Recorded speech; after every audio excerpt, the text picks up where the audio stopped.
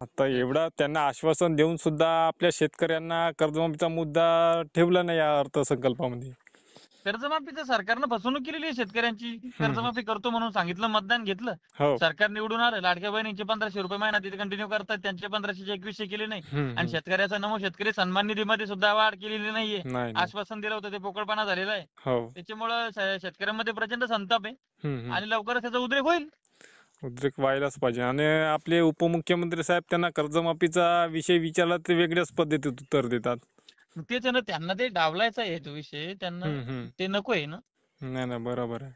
यांना त्यांना आर्थिक 33,000 शिस्त लावायची आहे. आर्थिक शिस्त त्यांना निवडणुकीच्या आधी का सुचली नाही? पण यांना निवडणूक झाल्यानंतर आर्थिक शिस्त सुचते का?